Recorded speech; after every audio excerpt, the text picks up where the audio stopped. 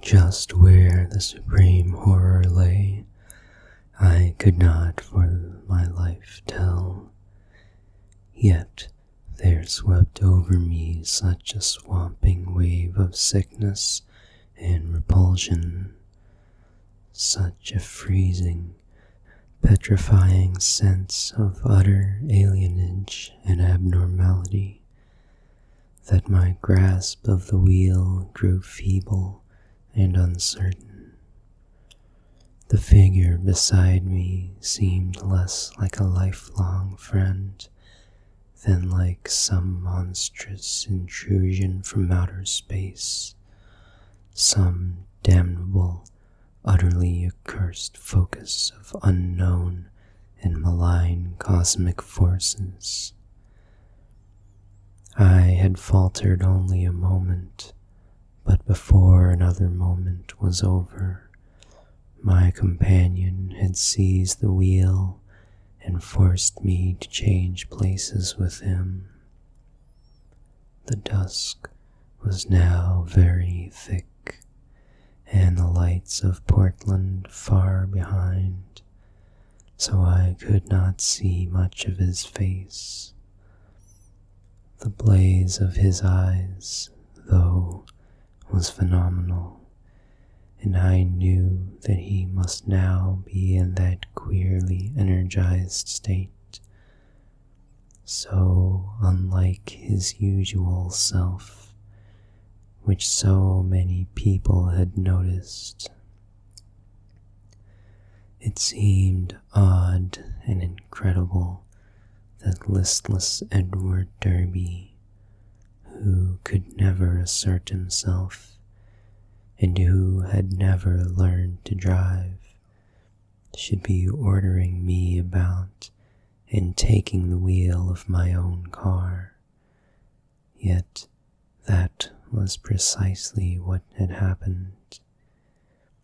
He did not speak for some time, and in my inexplicable horror, I was glad he did not.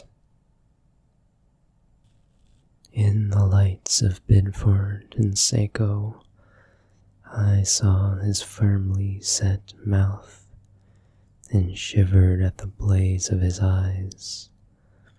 The people were right. He did look damnably like his wife, and like old Ephraim when in these moods. I did not wonder what the moods were disliked. There was certainly something unnatural and diabolic in them, and I felt the sinister element all the more because of the wild ravings I had been hearing. This man, for all my lifelong knowledge of Edward Pickman Derby, was a stranger, an intrusion of some sort from the black abyss. He did not speak until we were on a dark stretch of road, and when he did, his voice seemed utterly unfamiliar. It was deeper, firmer, and more decisive than I had ever known it to be, while its accent and pronunciation were altogether changed, though vaguely, remotely, and rather disturbingly recalling something I could not quite place.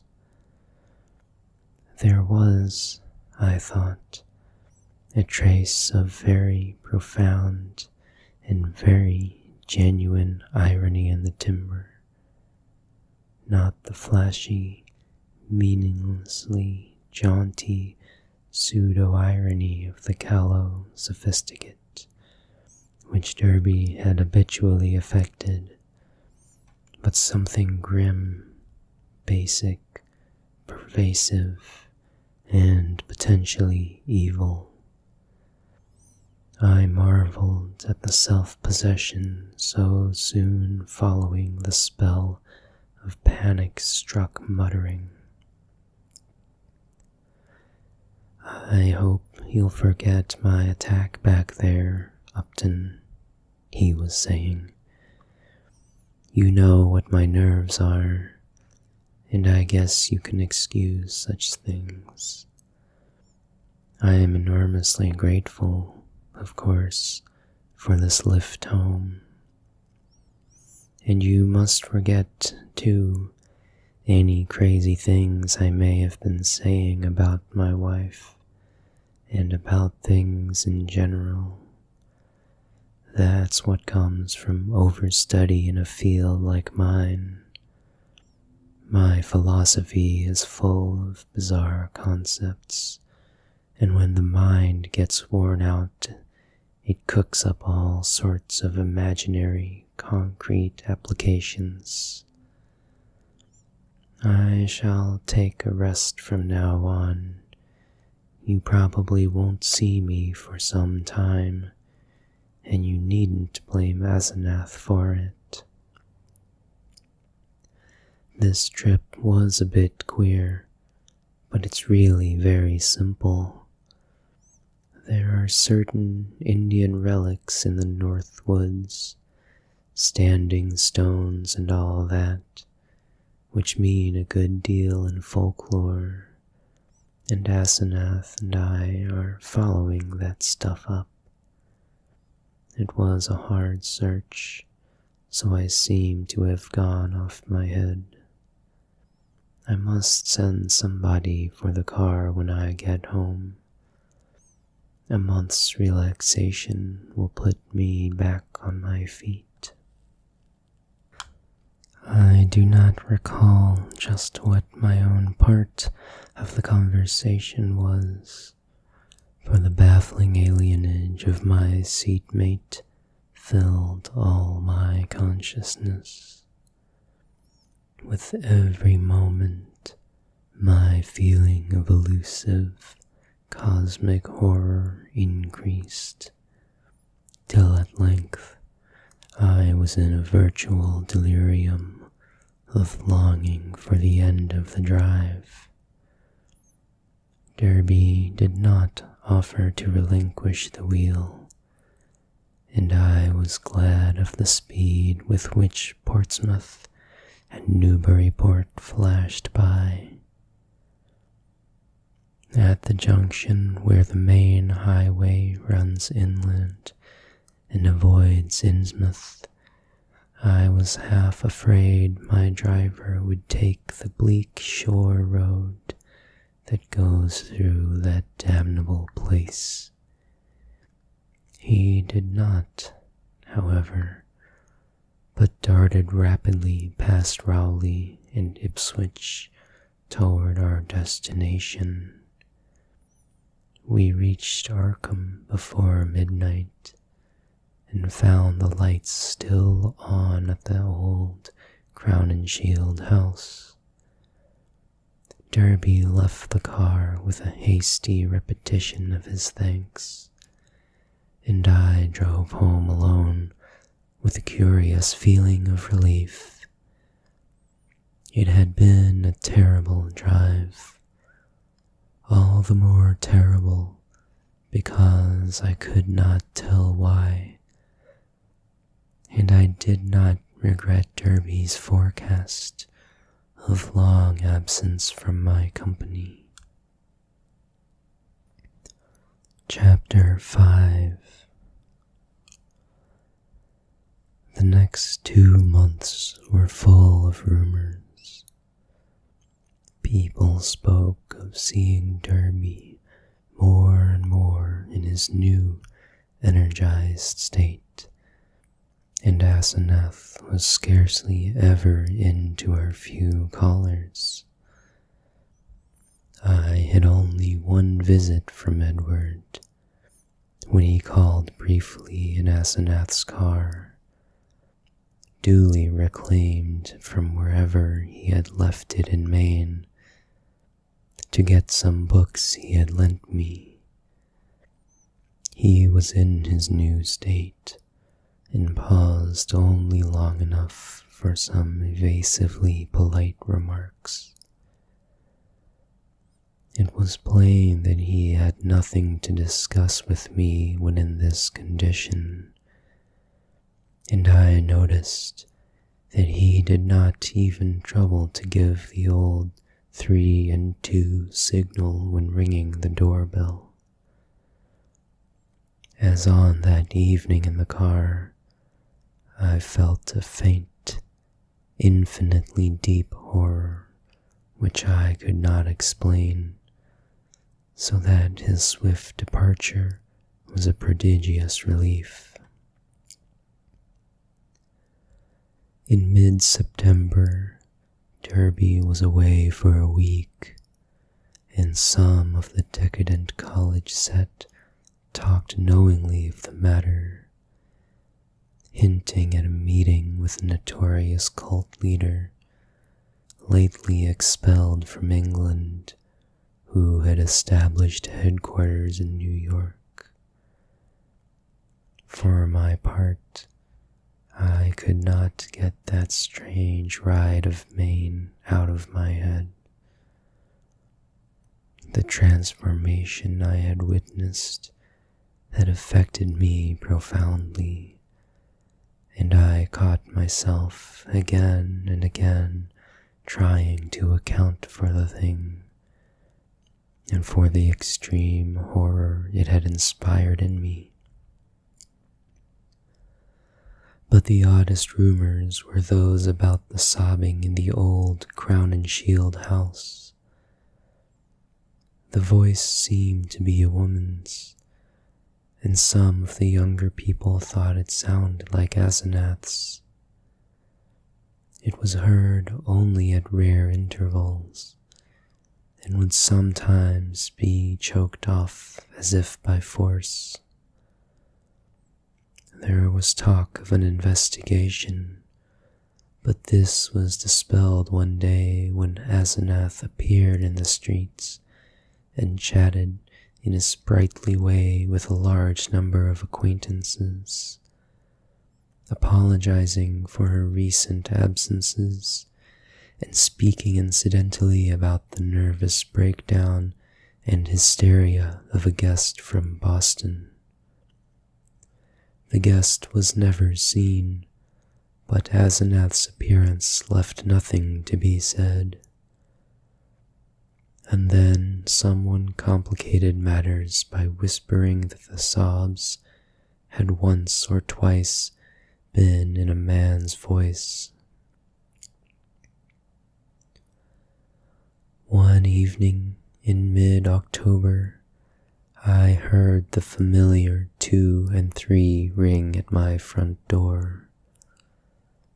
Answering it myself, I found Edward on the steps, and saw in a moment that his personality was the old one which I had not encountered since the day of his ravings on that terrible ride from Chesuncook. His face was twitching with a mixture of odd emotions, in which fear and triumph seemed to share dominion, and he looked furtively over his shoulder as I closed the door behind him.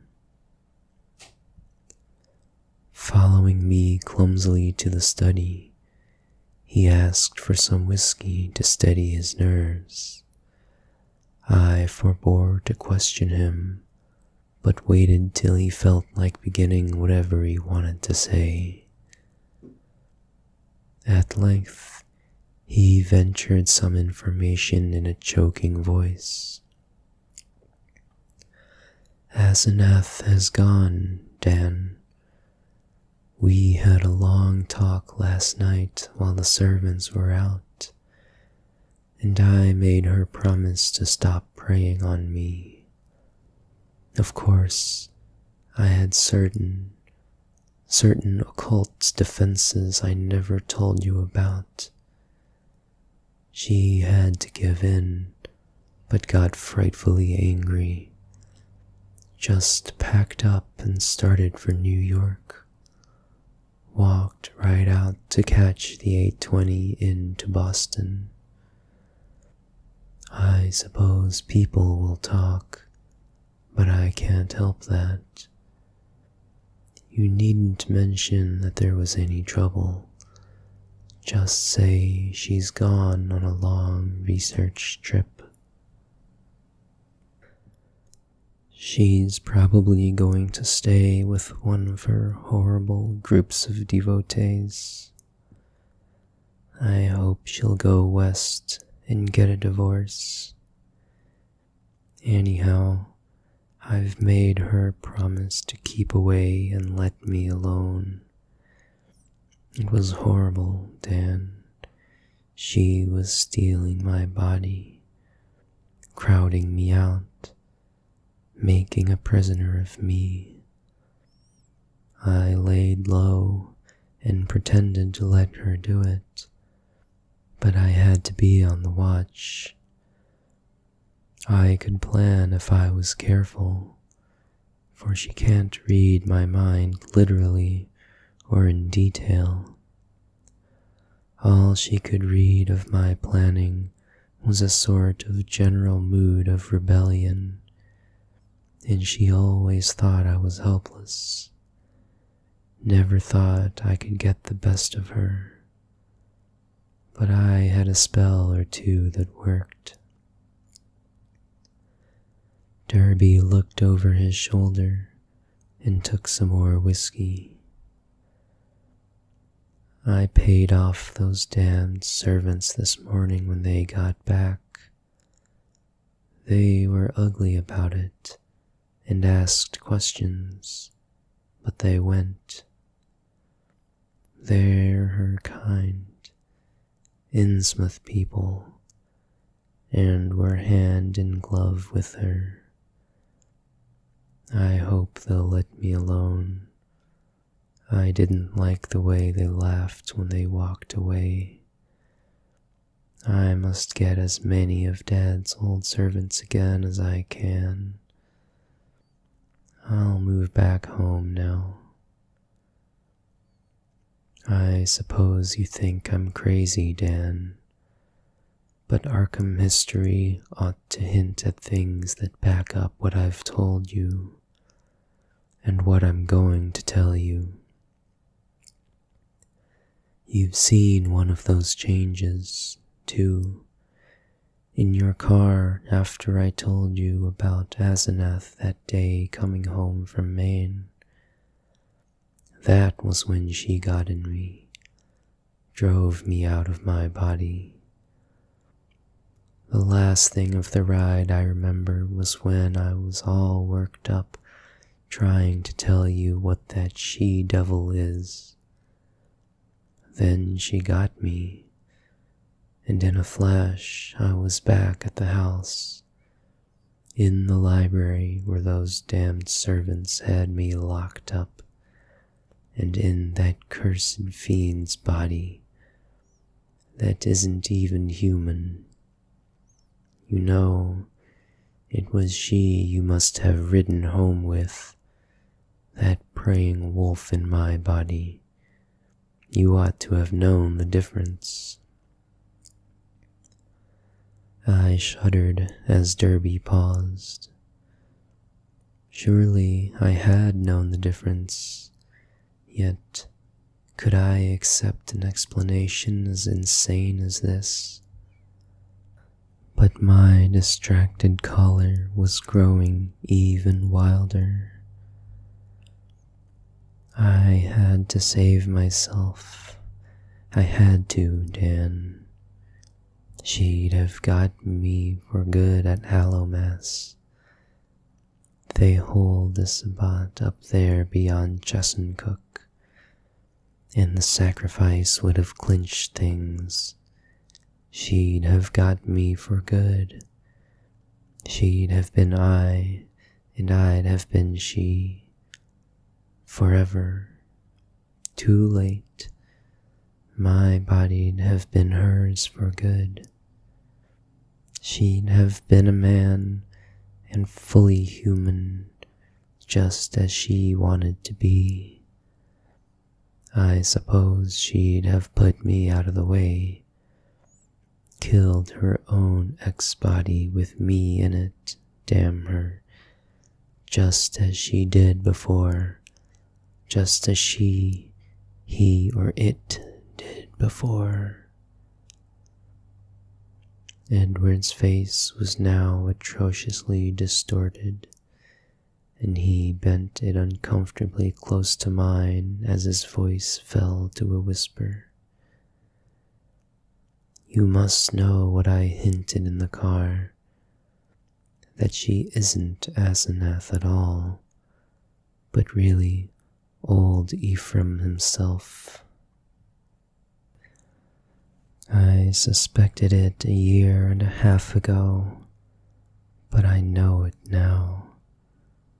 Her handwriting shows it when she's off guard. Sometimes she jots down a note in writing that's just like her father's manuscripts, stroke for stroke. And sometimes she says things that nobody but an old man like Ephraim could say. He changed forms with her when he felt death coming. She was the only one he could find with the right kind of brain and a weak enough will.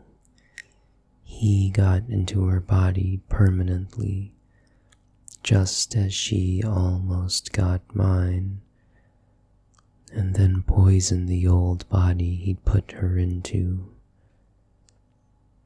Haven't you seen old Ephraim's soul glaring out of that she-devil's eyes dozens of times, and out of mine when she had control of my body? The whisperer was panting and paused for breath. I said nothing, and when he resumed, his voice was nearer normal. This, I reflected, was a case for the asylum, but I would not be the one to send him there.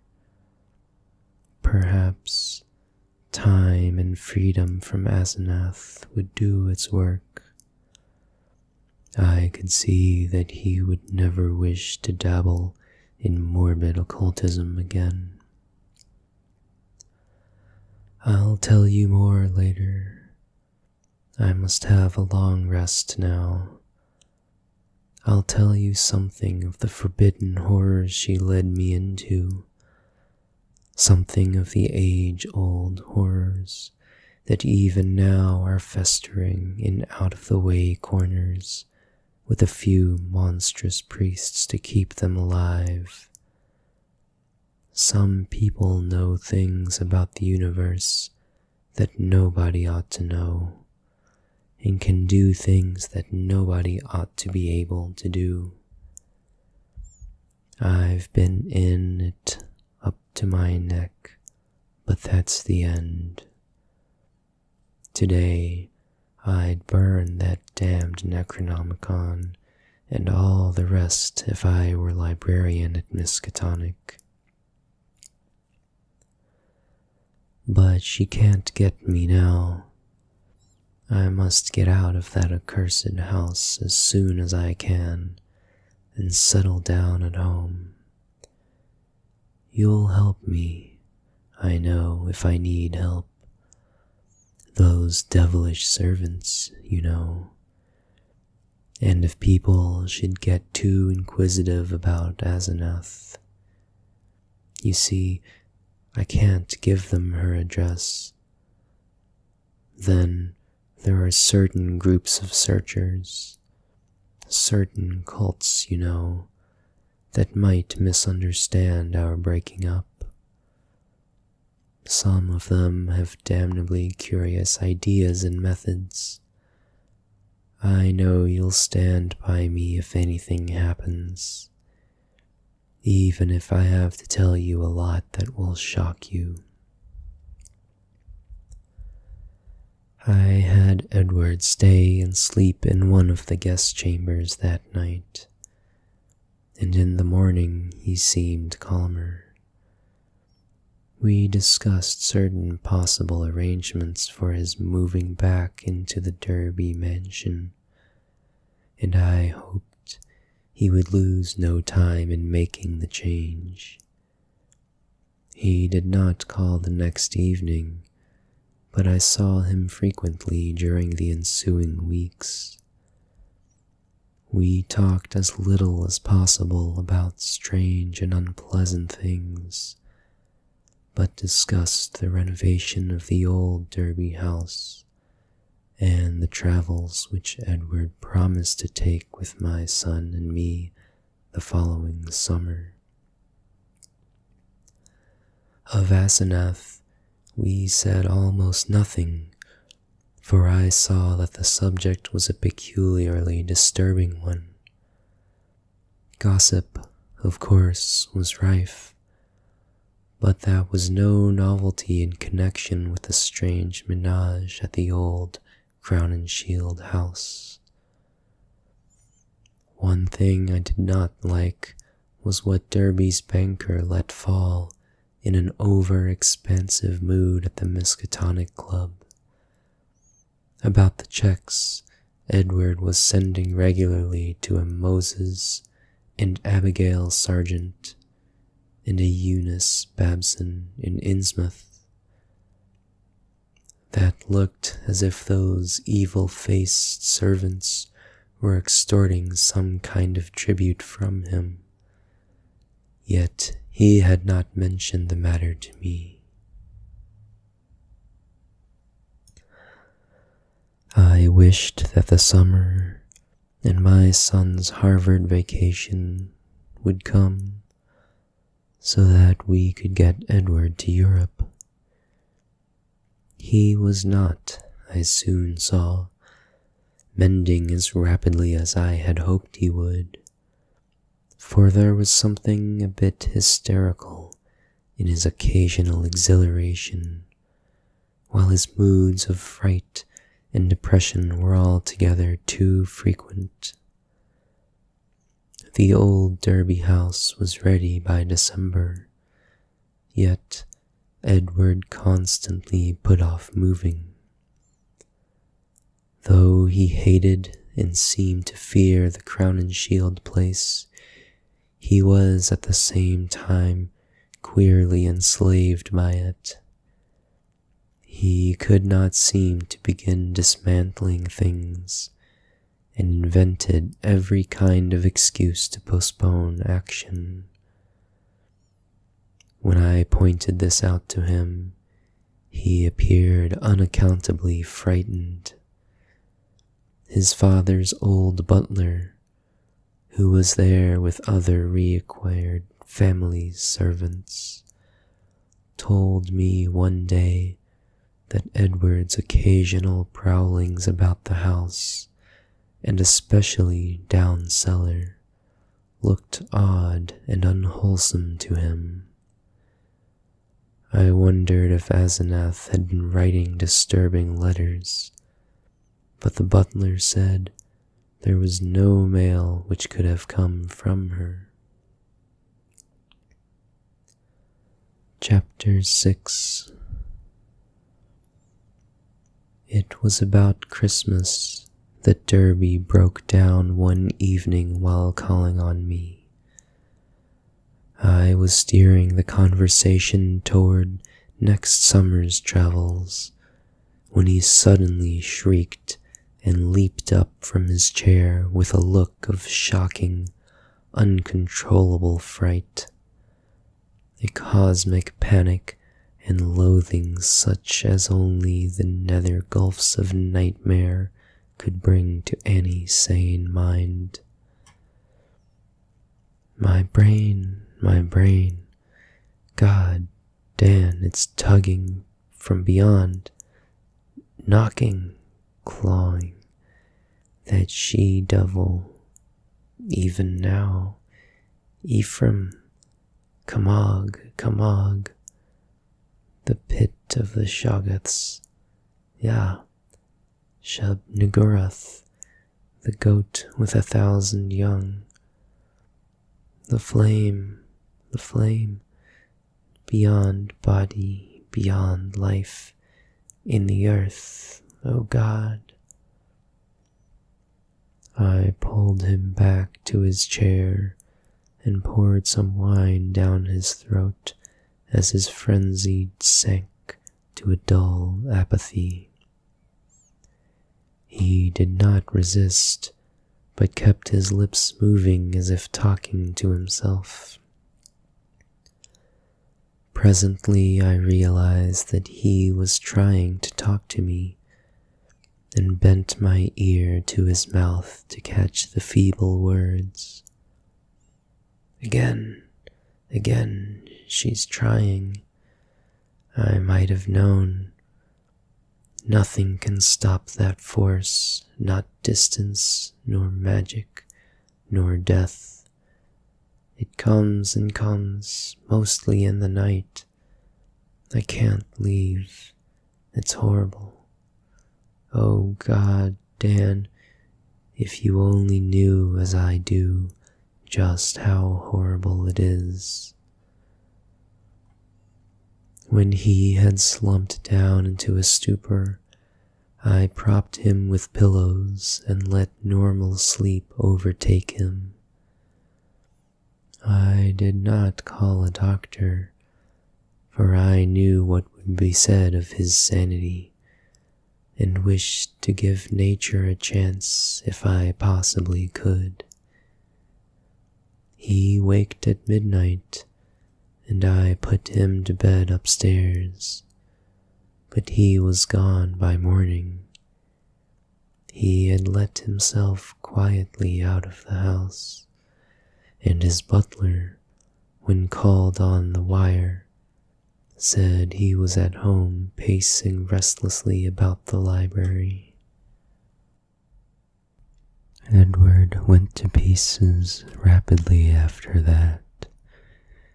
He did not call again, but I went daily to see him.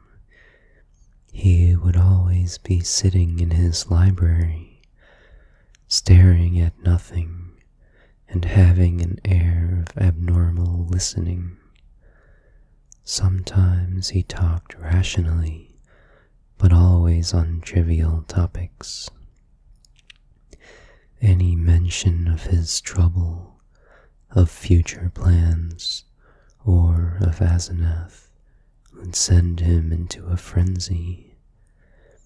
His butler said he had frightful seizures at night, during which he might eventually do himself harm.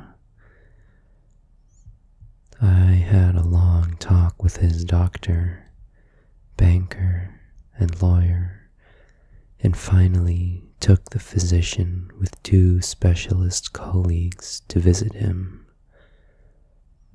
The spasms that resulted from the first questions were violent and pitiable, and that evening a closed car took his poor struggling body to the Arkham Sanitarium. I was made his guardian and called on him twice weekly, almost weeping to hear his wild shrieks, awesome whispers, and dreadful, droning repetitions of such phrases as, "I had to do it, I had to do it, it'll get me, down there in the dark, mother, Dan, save me, save me." How much hope of recovery there was, no one could say, but I tried my best to be optimistic. Edward must have a home if he emerged, so I transferred his servants to the Derby mansion, which would surely be his sane choice. What to do about the Crowninshield place, with its complex arrangements and collections of utterly inexplicable objects I could not decide, so left it momentarily untouched, telling the Derby housemaid to go over and dust the chief rooms once a week, and ordering the furnace man to have a fire on those days. The final nightmare came before Candlemas, heralded in cruel irony by a false gleam of hope. One morning, late in July, the sanitarium telephoned to report that Edward's reason had suddenly come back. His continuous memory, they said, was badly impaired, but sanity itself was certain. Of course, he must remain some time for observation, but there could be little doubt of the outcome. All going well, he would surely be free in a week.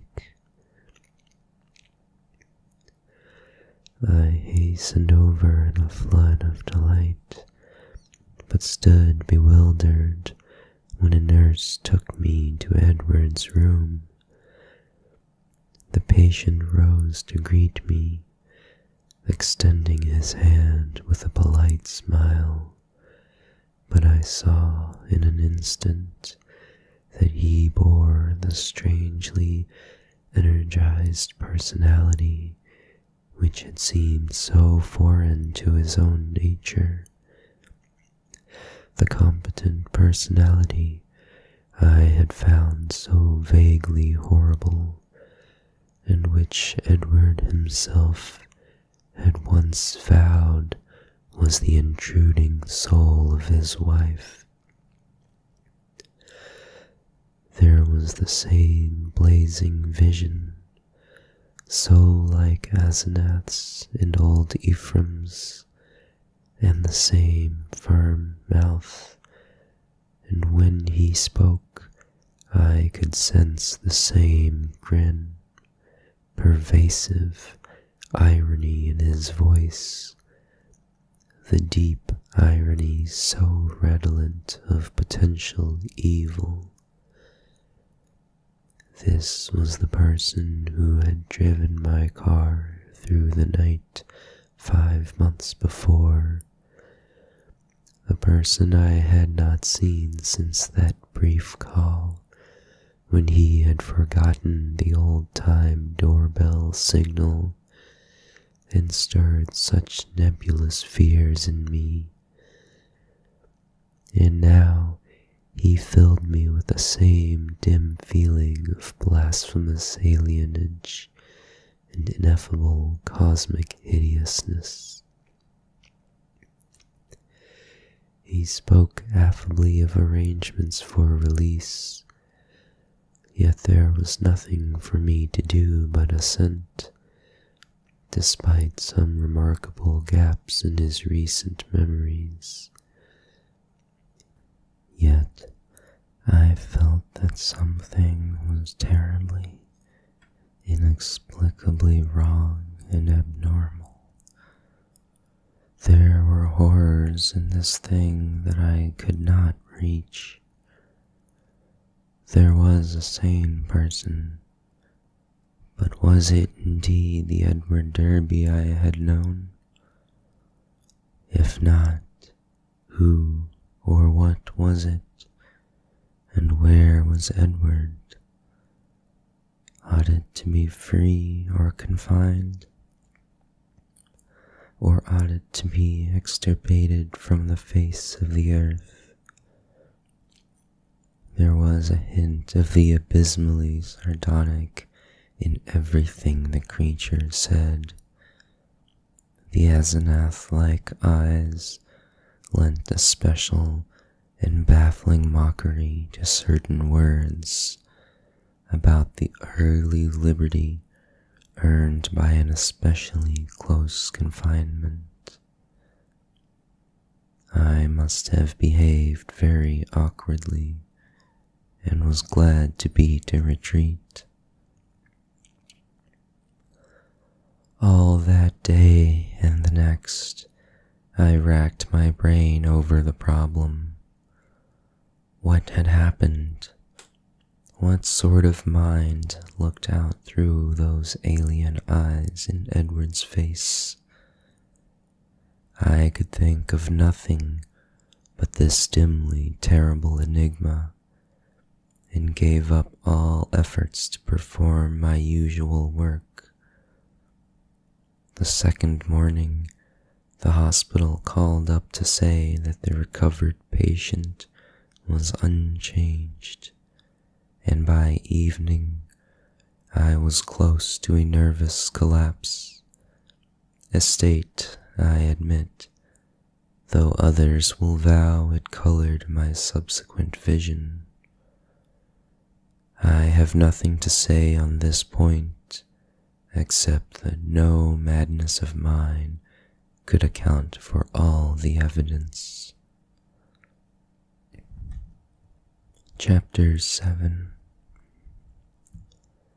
It was in the night, after that second evening, that stark, utter horror burst over me and weighted my spirit with a black, clutching panic from which it can never shake free.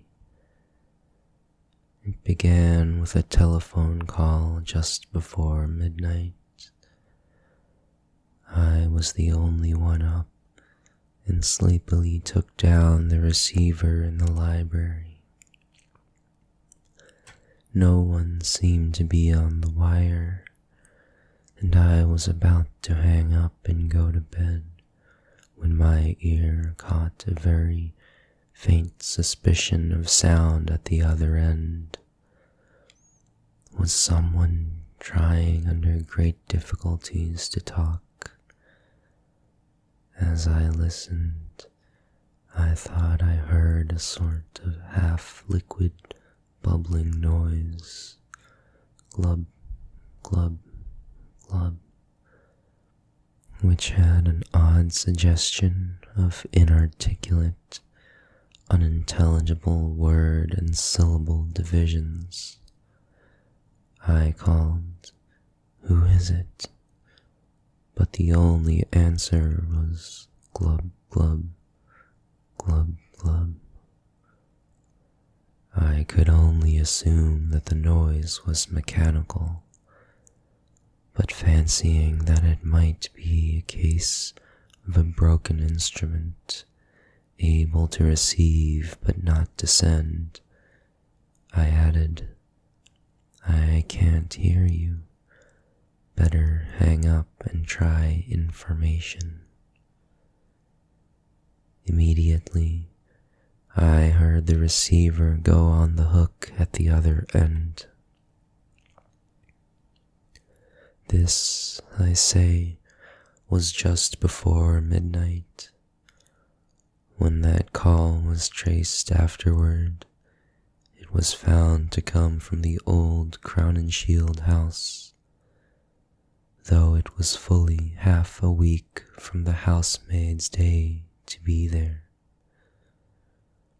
I shall only hint what was found at that house: the upheaval in a remote cellar storeroom, the tracks, the dirt, the hastily rifled wardrobe, the baffling marks on the telephone, the clumsily used stationery, and the detestable stench lingering over everything. The police, poor fools, have their smug little theories, and are still searching for those sinister discharged servants who have dropped out of sight amidst the present furor. They speak of a ghoulish revenge for things that were done, and say I was included because I was Edward's best friend and adviser. Idiots. Do they fancy those brutish clowns could have forged that handwriting? Do they fancy they could have brought what came later? Are they blind to the charges in that body that was Edward's? As for me, I now believe all that Edward Derby ever told me. There are horrors beyond life's edge that we do not suspect, and once in the while man's evil prying calls them just within our range. Ephraim, Asenath, that devil called them in, and they engulfed Edward as they are engulfing me. Can I be sure that I am safe? Those powers survive the life of the physical form. The next day, in the afternoon, when I pulled out of my prostration and was able to walk and talk coherently, I went to the madhouse and shot him dead for Edward's and the world's sake. But can I be sure till he is cremated? They are keeping the body for some silly autopsies by different doctors. But I say he must be cremated. He must be cremated. He who was not Edward Derby when I shot him. I shall go mad if he is not, and I may be the next. But my will is not weak, and I shall not let it be undermined by the terrors I know are seething around it. One life, Ephraim, Asenath, and Edward, who now I will not be driven out of my body. I will not change souls with that bullet-ridden lich in the madhouse. But let me try to tell coherently of that final horror. I will not speak of what the police persistently ignored, the tales of that dwarfed, grotesque, malodorous thing met by at least 3 wayfarers in High Street just before 2 o'clock, and the nature of the single footprints in certain places. I will say only that just about 2, the doorbell and knocker waked me. Doorbell and knocker both, plied alternately and uncertainly in a kind of weak desperation, and each trying to keep Edward's old signal of 3 and 2 strokes. Roused from deep sleep, my mind leaped in a turmoil. Derby at the door, and remembering the old code, that new personality had not remembered it. Was Edward suddenly back in his rightful state? Why was he here in such evident stress and haste? Had he been released ahead of time, or had he escaped? Perhaps, I thought, as I flung on a robe and bounded downstairs, his return to his old self had brought raving and violence, revoking his discharge and driving him to a desperate dash for freedom. Whatever had happened, he was good old Edward again, and I would help him. When I opened the door into the elm-arched blackness, a gust of insufferably fetid wind almost flung me prostrate. I choked in nausea, and for a second scarcely saw the dwarfed, humped figure on the steps. The summons had been Edward's, but who was this foul, stunted parody? Where had Edward had time to go? His ring had sounded only a second before the door opened. The collar had on one of Edward's overcoats, its bottom almost touching the ground, and its sleeves rolled back, yet still covering the hands. On the head was a slouched hat pulled low, while a black silk muffler concealed the face. As I stepped unsteadily forward, the figure made a semi-liquid sound like that I had heard over the telephone, glub, glub, and thrust at me a large, closely written paper impaled on the end of a long pencil. Still reeling from the morbid and unaccountably fetter, I seized this paper and tried to read it in the light from the doorway. Beyond question, it was Edward's script. But why had he written when he was close enough to ring? And why was the script so awkward, coarse, and shaky? I could make out nothing in the dim half-light, so edged back into the hall, the dwarf figure clumping mechanically after, but pausing on the inner door's threshold. The odor of this singular messenger was really appalling, and I hoped, not in vain, thank God, that my wife would not wake and confront it.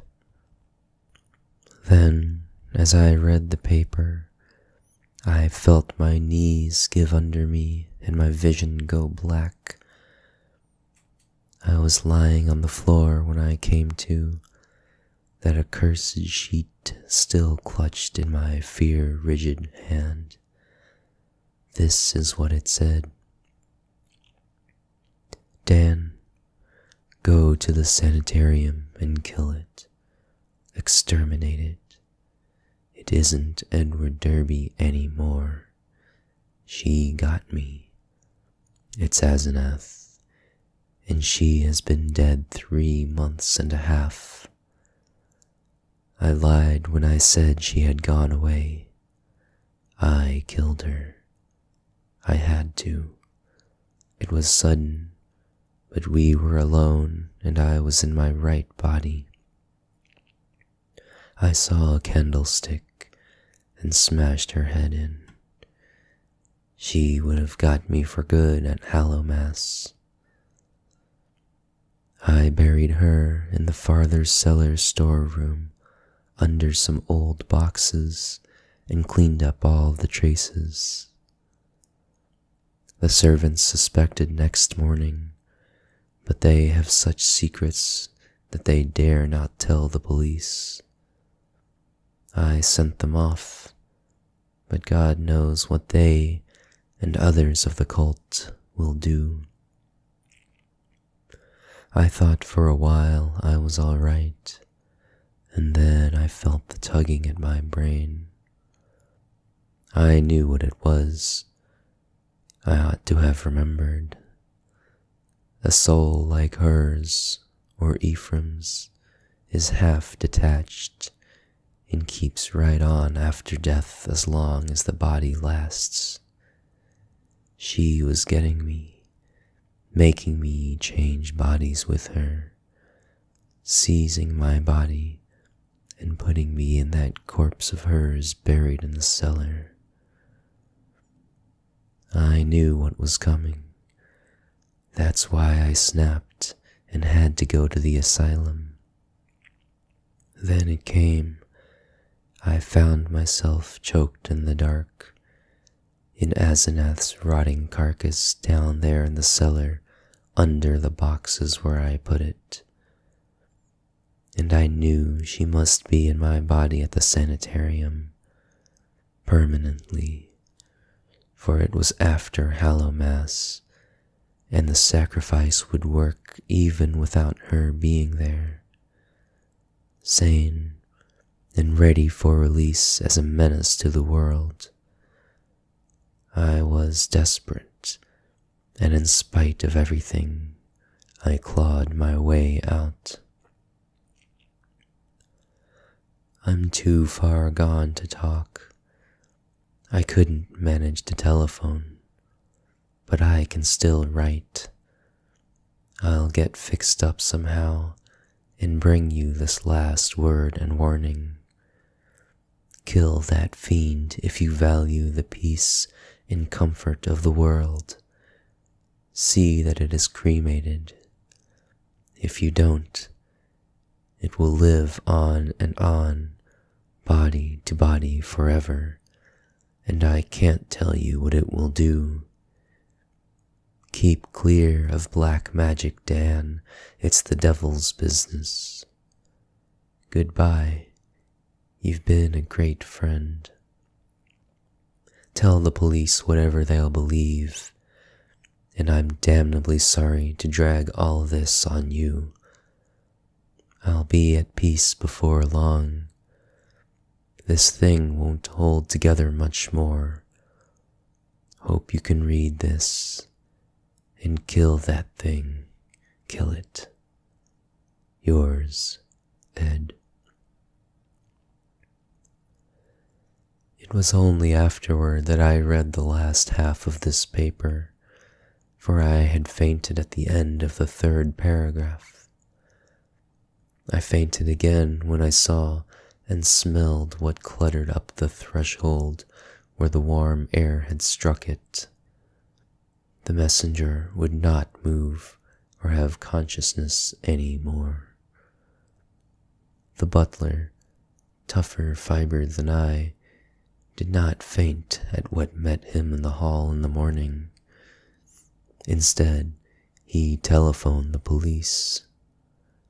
When they came, I had been taken upstairs to bed, but the other mass lay where it had collapsed in the night. The men put handkerchiefs to their noses. What they finally found inside Edward's oddly assorted clothes was mostly liquescent horror. There were bones, too, and a crushed-in skull. Some dental work positively identified the skull as Asenath's.